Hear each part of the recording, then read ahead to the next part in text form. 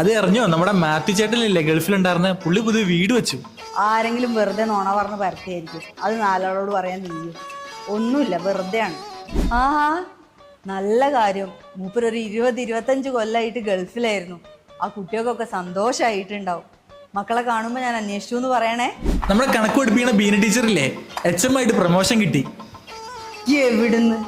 അവർക്കൊക്കെ ഒന്നും രണ്ടാന്ന് തന്നെ അറിയോ? എൻ്റെ മോനെ പഠിപ്പിച്ചിട്ട് ഒരു ഗുണവും ഇല്ലായിരുന്നു. ഹെഡ് മിസ്ട്രസ് ഇതിനൊക്കെ ഒന്നും ഇപ്പൊ ഒരു മാനദണ്ഡം ഇല്ലേ? ഓ, നല്ല കാര്യം. കുട്ടികൾക്കൊക്കെ ആ ടീച്ചർ എന്തൊരു കാര്യ. കണക്ക് ടീച്ചർ പഠിപ്പിക്കുന്നത് ഒരു പ്രാവശ്യം കേട്ടാൽ പിന്നെ നമ്മൾ ഒരിക്കലും മറക്കില്ല. എൻ്റെ കൺഗ്രാറ്റുലേഷൻസ് ഒന്ന് പറയണേ. നമ്മുടെ അക്കരെയുള്ള ശാന്തയില്ലേ, ആളുടെ മോള് ഡിവോഴ്സായി.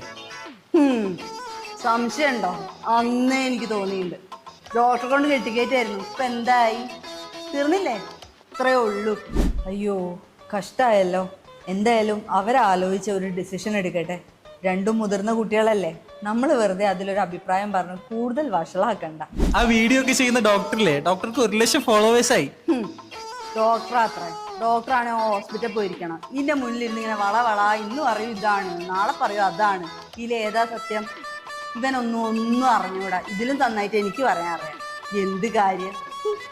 അതെയോ, നല്ല ക്രിയേറ്റീവ് ആയിട്ടാണ് അവർ ചെയ്യുന്നത്. അതും പോരാത്തതിന് നല്ല അറിവുകൾ ആളുകളിലേക്ക് എത്തിക്കാൻ കഴിയുന്നുണ്ട്. നല്ല കാര്യം തന്നെ.